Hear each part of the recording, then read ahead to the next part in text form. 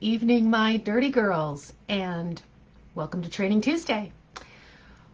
We are back. It is another Tuesday, and we are going to talk tonight about boundaries.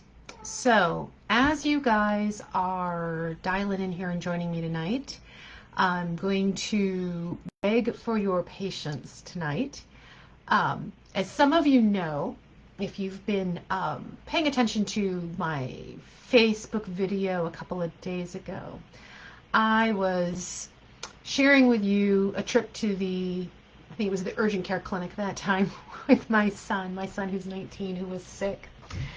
He's still a little bit sick, but being the good son that he is, he has shared it with the rest of us. And so now my other son and I are both wrestling with a cold. How fun. So I'm going to beg your patience tonight in case you hear me clear my throat, pause. I do have a handy cup of tea, just because I may need it tonight as we are talking. So we may go a little bit slower maybe than usual and try to pace myself also so I don't lose my voice, because I woke up this morning and I didn't have much of a voice and I thought, uh-oh, am I going to make it to tonight? So I've been very quiet all day in getting ready for this. So tonight's topic is boundaries, crossing the line, when somebody crosses the line, and what we do to hold our boundaries with both power and grace. And as I was kind of developing this topic and thinking about it, I realized that there's a different angle I want to take to this a little bit tonight. We talk about boundaries all the time. There isn't a coach or some sort of self-care guru out there who doesn't talk about the importance of holding your boundaries and that we have to do this, and it's all about kind of our self-esteem and all of this. And I do want to talk about that because I think there's an angle on this that we forget about. So we get tired of talking about boundaries because we talk about them all the time, and yet the reason we talk about them all the time is because they're so crucial to how we create our lives, to how we show up as a leader, as well as how we show up in every other role that we play, as a mother, as a partner, as a sister, as a daughter, all of that good stuff. So this is not the first time that I am talking about boundaries. It's not the first time I've done a Training Tuesday on it. It's not going to be the last. There are so many layers to this for us to talk about. But tonight, there are kind of 4 chunks I want to go through that I really wanted to share with you. So the first chunk that we're going to talk about is why the boundaries matter, because I firmly believe that when we can connect back to the why the boundary is important, we are far more likely to hold that boundary. So first is why the boundaries matter. Second, we're going to talk about what the different types of boundaries are, because we don't often consciously think through what our boundaries are in the different aspects of our lives. And I think that's important too. And that helps connect us back to our why. So third thing we're going to talk about is how to identify when a boundary is crossed, because particularly if it's a boundary that we haven't clearly and consciously identified, we don't realize a boundary's been crossed till it's already happened.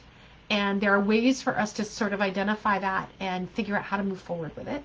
And fourth is going to be the options. How do we handle it when someone crosses the line, right? How do we handle that moment with both power and grace?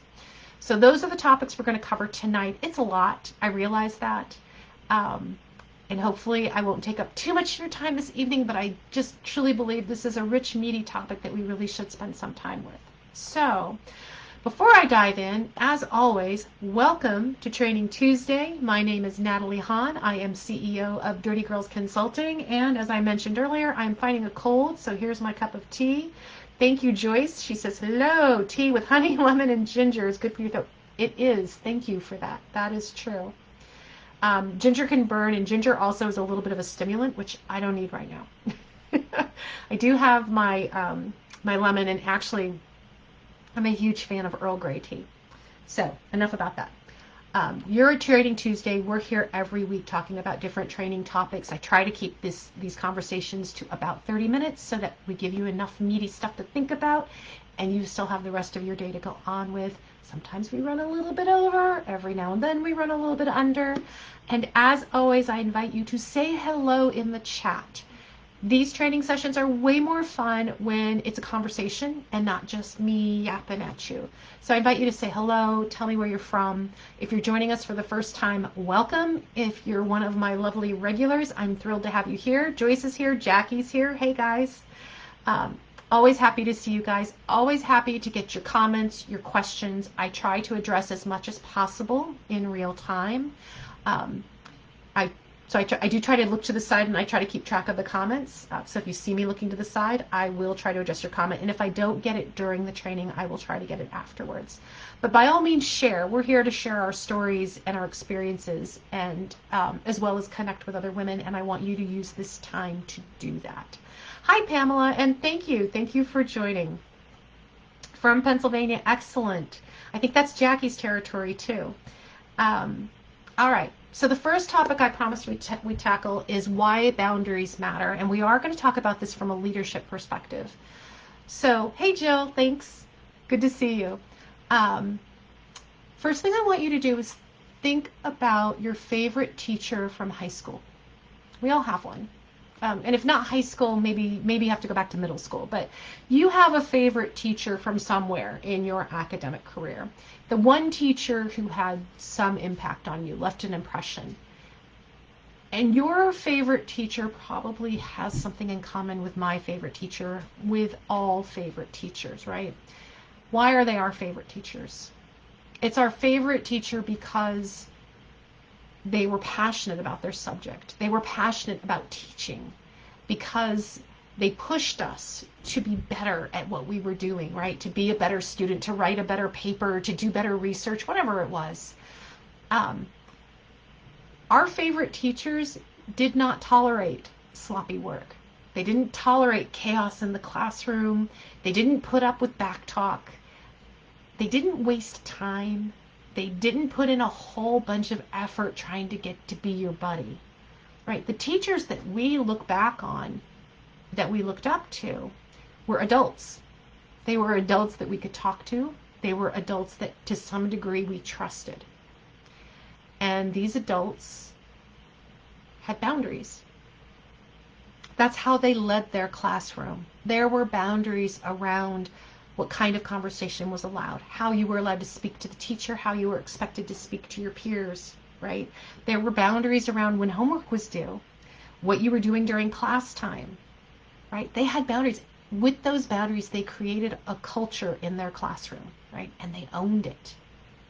So when you think about that favorite teacher, think about the kind of environment they created in the classroom for you, right? And the impact it had on you. Now I want you to pivot and we talk about you. And let's shift from the classroom to the business world. Because you as a teacher in a classroom, and if you are a teacher and you can put yourself there, fantastic, you have a frame of reference. But if we pivot this to the business world, it's still you as a teacher and a leader, just in a different environment. And how this shows up, before I talk about how this shows up, first of all, don't get hung up. Do not get hung up on whether you have a title of a leader or a position in the company as a leader, because that's irrelevant. You do not have to have the title or the position to be an effective leader, because the truth is you are already a CEO. You are the chief executive officer. You are the CEO of everything relating to you, of your career, of your personal life, of how you run your household. That's all you and no one else. So, Madam CEO, what we want to talk about is what kind of culture are you creating? Because boundaries establish the parameters on which we build our culture. Our personal culture, we each have a personal culture. We have a home culture. We have a work culture. And those circles are ours, regardless of what company we work for or who we work for, or whether we have a large family or a small family, right? That's us. Boundaries create the lines of communication, how we communicate, how we interact with other people, how others communicate and interact with us. So boundaries dictate what is and isn't important for you, what both is important and what isn't important, right? Boundaries define that. And they're based on your values. They are based on what you want. in your life, as well as what you want not in your life. So, how you lead, the kind of leader that you are, is determined by the culture you create, which is determined by your boundaries. So I want you to think about that. The boundaries you choose to hold create the culture of which you are the leader. This is all in your control. Your ground rules for behavior, your ground rules for communication, for how time is spent and managed, these are fundamental to how you lead and how you are perceived as a leader. So when you think back to other leaders that you've worked for, what are some boundaries that they had in place? So I'd love for you to share in the chat. If you've had a leader that you loved or you hated, either one, what was a really clear boundary that leader had? If you would drop that in the chat, let me know. Just say hello and let me know what those boundaries were. And hey, Valda, thank you. I'm going to take a sip of tea while you guys think about what that boundary is and share with us. I can tell you that I had a boss his boundary, he had a time boundary. I shared with you a story about my time boundary. He had a time boundary. You had to be 5 minutes early for a meeting, because if you were on time for the meeting, you were late. That literally was his boundary. That was posted in conference rooms, that if he called the meeting, you had to be there 5 minutes early. And that was a boundary he put in place. Like executives, the CFO, and the chief revenue officer would be kind of panicked if they were running 3 minutes early instead of 5 minutes early, because the CEO was adamant that you had to be 5 minutes early. It created a culture, right? It created the expectations for how he wanted us to show up, and he wanted us to show up 5 minutes early. Now, you may have had a boss with a boundary around how you communicate. Like I had another boss, and I did love this boss, but seriously, every other word was the F-bomb. That's how he communicated. That's what he was comfortable with. Every other word, the F-bomb. There are some bosses who tell inappropriate jokes, right? Think about that. That type of communication. It sets a culture. It sets a standard, which you then have to decide whether you're comfortable in it or not, right? You make choices around your boundaries when you are interacting with the boundaries of others. Bosses who insist on business dress, right? There is no casual Friday. Or bosses who insist that you clock in or clock out, right? They're watching the time very carefully. All defines a culture and helps define the leader. So Rose, hey Rose, good to see you. Once a decision was made, my boss did not let fear of not being liked change her decision. So there's somebody who knew how to dig in her heels, right? For better or for worse, not easily swayed. So on the positive, you look at that as somebody who held firm to her decisions and believed in herself. On the negative, you might say, oh, super stubborn. But on the positive, here's somebody with confidence, right? So that's awesome, Rose. That's a great example. So can you see how these boundaries establish culture, right? They establish communication. They establish how you're perceived as well as how you behave, both you and the people around you. They establish the acceptable standards of work. So based on those boundaries, you've formed opinions on how much you like the boss, how much you like the company, how much you like the culture, and you formed relationships inside those cultures. So now back to you. What kind of environment, what kind of culture are you creating for yourself, for your family, for your coworkers? What is your personal culture? How would you define that? Because that culture of you, that environment of you, all created by your boundaries. And this is the foundation. This is the foundation of you as a leader. It is the foundation not just of you as a leader, it is the foundation for your life. Your boundaries are the parameters for your life. So this is the why it's so important, because we operate from this foundation of our boundaries. And when we don't hold our boundaries, we do not have a clear and firm foundation. We feel lost, right? We feel like we're always at the whim of somebody else. We feel like we're out of control. When we feel like we're out of control, that's one of the signs that you may be not holding firm. You may be letting go of some of your boundaries. So in the effort to clearly identify our boundaries, let's talk about the different types of boundaries there are. We often easily think of physical boundaries and sometimes like personal space boundaries, but we don't always think of the others. So I want to go through what the most common boundaries are that you should be consciously thinking about. And first is physical, right? The rules by which you protect your physical space. And that might be something like, you know, friends don't drop by without calling first, right? You're protecting your physical space.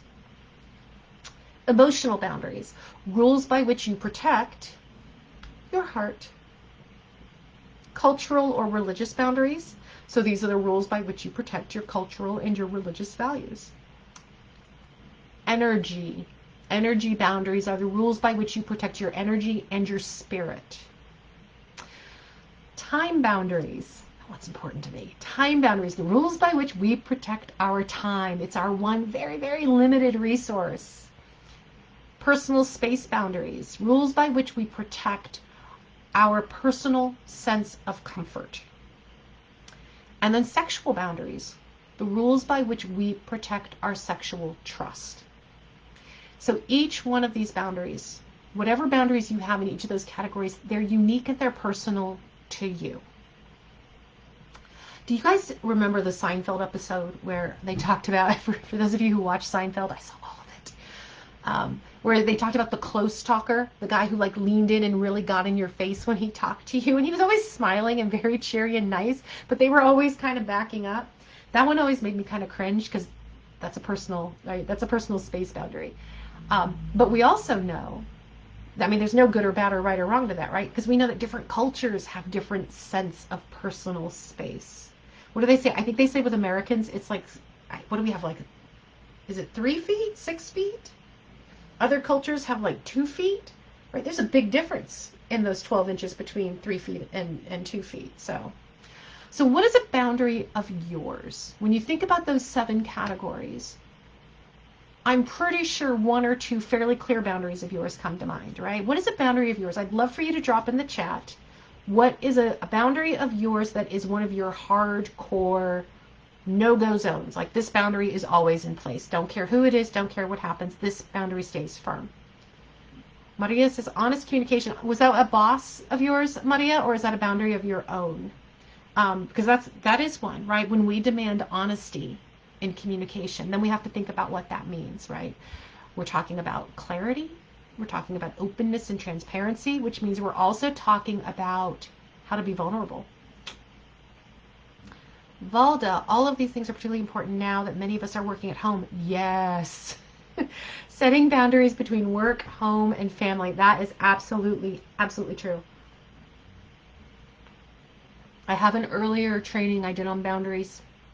I can find it for you guys if you're interested. Where that's one of the things I talked about, right? How do you handle boundaries when your dining room table is also your desk and also the homework table, right? Like, especially when COVID first hit, it was so hard for people who were not used to working from home to create those lines between now I'm focused on work, now I'm focused on my home life, right? It bleeds together. When we talk about work-life balance these days, I use the phrase work-life balance because we know what the phrase means, but the truth is it's work-life integration. It's an integration there between working from home, which is now prevalent for everybody, and these little things like our smartphones. There's really no escape. There's very few hard lines. So, Jill, being respectful of time. Yes. I shared that story, right, in some of my ads for this thing. Like, time for me is an important value and an important boundary. It's one of those things I'm very conscious of time, and maybe part of that's because I have a bunch of things I want to do and I want to get done, and so I'm always looking at how do I make enough time for everything that I want to do, which means if I've committed time and somebody's late, honestly, lateness doesn't bother me too much when we're 5 or 10 minutes late and we still got time to accomplish what we need to accomplish. I'm not such a stickler for that. The story that I shared was Kevin, not his real name, but he was a real person who consistently, week after week, was late or just didn't show up to a weekly meeting that we had.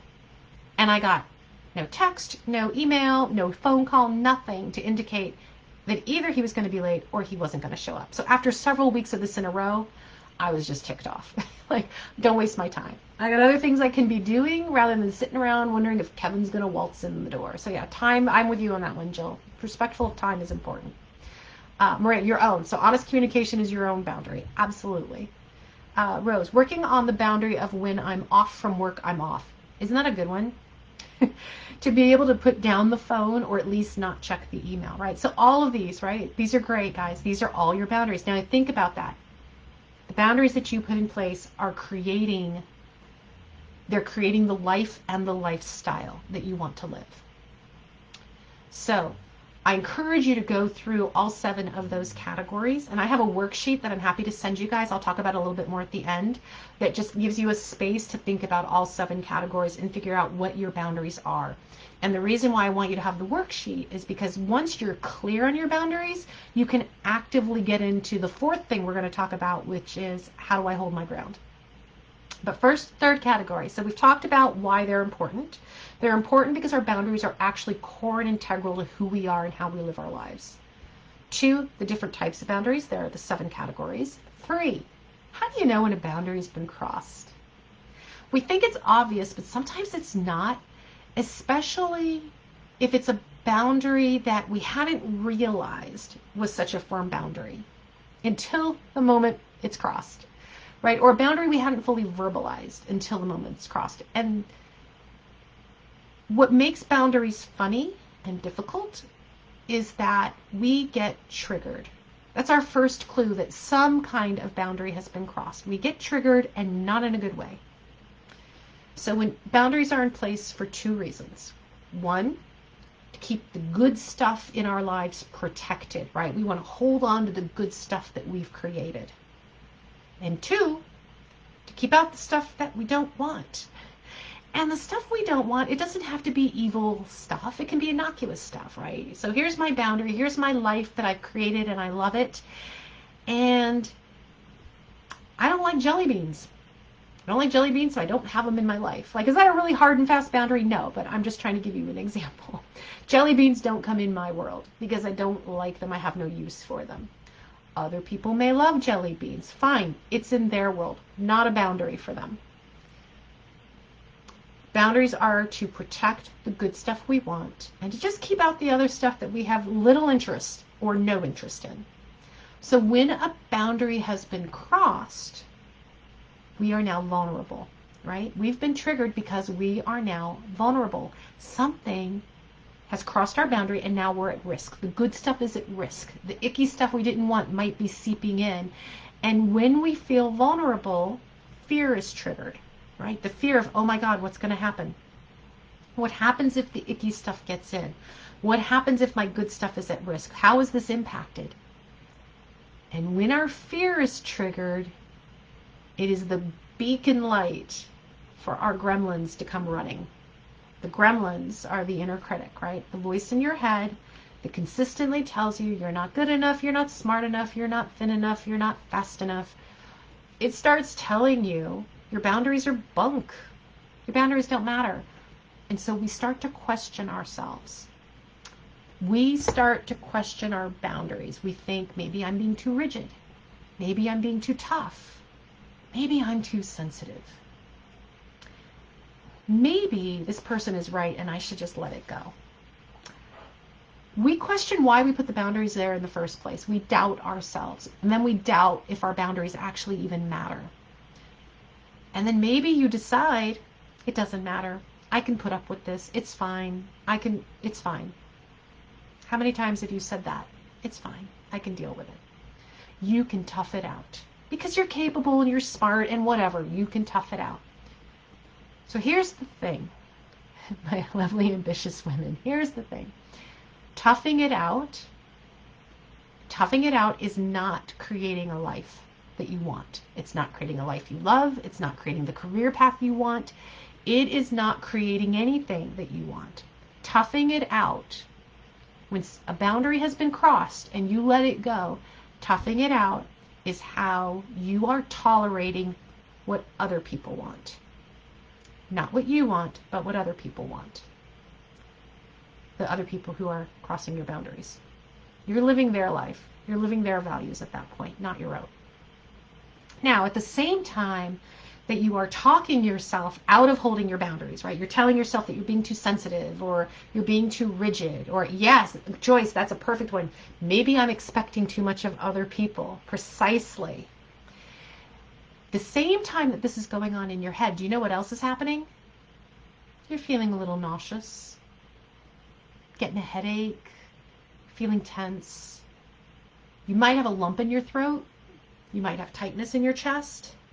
And you probably feel like crawling into a cave and just, everybody leave me alone. At the same time that your mind and the little gremlin voice that's very active and taking over your brain, the same time that all that doubt is going on, your body is telling you your boundary is being crossed and this is not good for you. Not good for you. Your body is begging you to hold that boundary. The question is, do we hear it? Do we pay attention to it? Are we just ignoring it? Your gremlin-infested mind is rationalizing that it is just easier. It's just easier if you let it go. It's easier if you just give in to what everybody else wants or is doing. It's just easier. And maybe it is. Maybe it is easier, but it's not better. It's not better because it's not in alignment with you. And for all the things we talk about in this group, about being powerful and intentional, about stepping into your personal power and owning your life, I don't think I ever said it was easy. It's not easy. But the only way we do that is by owning the choices we make. And so what I'm going to ask you to do in step number 4 is choose to stand your ground. Choose to hold your ground with power and grace when someone crosses the line. So I know that we're already at 6:30 and I'm actually going to go on for a couple more minutes because I've got this 4th point to get through. So if you can stick with me, please do. How do we hold our ground when someone crosses the line? 3 simple steps. Well, technically 4, but we'll start with this. First is to recognize it. First is to pay attention. When you're triggered and you feel vulnerable and the gremlin voice is popping up and suddenly you've got that knot in the pit of your stomach, pay attention. Your body reacts faster and gives you more information way faster than your mind, and it's usually more accurate. So recognize, I'm having a moment. I've been triggered and I'm having a moment. That's step 1. Step 2 is hold that moment and breathe. I know that's so cliche at this point, right? Every coach and self-help guru and your mother, everybody tells you to breathe. But the truth is, that is something we can control. And breathing does regulate our blood flow, air coming in and out of our body and in and out of our lungs, and it slows us down. And that's what I want you to do. In that moment when you feel triggered, I want you to slow it down. Because when we're triggered, right, when that boundary is crossed, what happens? Our heart starts pumping and our mind is racing and the gremlin voice is jumping in and trying to tell us what to do. And we're ready to react. And that's not what we want to do. When we're going to consciously now enforce our boundaries, we're going to consciously live a life of our choosing. Got to slow it down and not react to the voice, not react to the old patterns. So when you recognize that you're in that moment of being triggered, the second step, hold the moment and breathe. When you breathe, you slow yourself down. When you slow yourself down, you give yourself the opportunity to reframe your mindset. You can say to yourself, I've just been triggered. And now reframe your mindset. Shift how you're thinking about it. Not going to react. And for a lot of my clients, a mantra works. Simple mantra. Something to quiet the gremlin voice. I have one client whose gremlin's name is Linda. And oftentimes her mantra is simply, shut up, Linda. Which is fine. And sometimes it works, right? Shut up, Linda. I know that's you. Because what she's creating is space between how her brain wants to react and where she is in the moment. Your mantra can be shut up, gremlin, whatever you choose to name your gremlin. Your mantra could simply be, I own this moment. I'm here now. It could just be breathe. But whatever it is, give yourself a phrase to anchor to pull you into the present moment. Because when you recognize that you're triggered, and then you hold the moment and you breathe and you pause, the next thing you're going to do is you're going to go to your scripts. You're going to go to your scripts. So, third step is use your script. What scripts? Let me tell you what scripts. So, there are some very simple phrases you can use when a boundary has been crossed to just flag. A boundary has been crossed and we're going somewhere different here. We've got to pivot. You can catch it in the moment. Now, there are scripts for after. If you don't realize till after the moment has passed, ooh, that crossed a boundary and I'm not comfortable with that, and you have to go back and have a conversation, there are scripts for that too. What I'm going to give you right now are just a couple of phrases that you can use. One is, you're in that moment and somebody's crossing a boundary. Maybe they're asking you to do something or participate in something that you don't want to do. Simple phrase. That doesn't work for me. Right there, you've put a stop to it. That doesn't work for me. Second phrase you could use in a situation like that is, could we try something different? Which means, not only does that not work for me, but I have a suggestion for a different way we can go. You want me to write that blog? That doesn't work for me, but could we do something different? Because I think so-and-so. I think Kevin would be really great at writing that blog. And he has more time to focus on that than I do right now. What do you think? You can say, I can't. I have a commitment. We're talking about holding our boundaries, right? When somebody is pushing us to do something or to move into action that we don't want to do, or they're coming into our space. Simplest and shortest phrase, no. No is a way of holding your boundary. Now, there are a bunch of other phrases you can also use. The point is to practice them. And the reason I want you to practice them is because when we are starting something new, when we are working against a pattern, and our pattern has been people pleasers, so our pattern has been to always say yes, then saying no feels very foreign and very wrong. We feel mean, we feel selfish, we feel like we're going to be judged, right? So we don't want to say it. But if we practice the phrases that we are going to say, I'm sorry, that doesn't work for me. I'd like to try something different here. I have another suggestion. I can't do that. I have a commitment. When we practice these, literally verbally practice the phrases, we then can rely on the words to overcome the pounding in our heart, because that's what's going to happen. Now, another phrase that you can use, and you can use it in the moment and you can use it after the fact, is it's a structure. I'm going to give you the structure and then I'm going to give you an example, right? So the structure is, I feel this way, fill in the blank, anxious, sad, angry. I feel blank when this happens. So there's your first statement. I feel blank when this happens. What I need is, and there's your boundary. So what it looks like is, I feel disrespected when you interrupt me at the weekly staff meeting. What I need is to be able to complete my thoughts so I can communicate clearly to the team. And you could say that in the moment, or you could go to somebody after the fact, right? After that happened, and say, hey, listen, I want to talk to you about something that happened today. And then you state it. Pamela, how about, I'm not comfortable with that. That's a beautiful one. I'm not comfortable with that. Great. What are you comfortable with, right? It opens the discussion for other alternatives. That's a great one, Pamela. So practice the scripts, because how do you get there, right? How do you get to this place?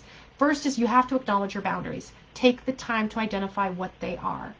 Remember who you are as a leader. And that's one of the reasons why I want you to go through the 7 types of boundaries and identify what yours are, because the more closely you identify with who you are, how you want to live your life, the more closely you feel that and can verbalize that and can anchor into that, the more likely you are to hold on to your boundaries.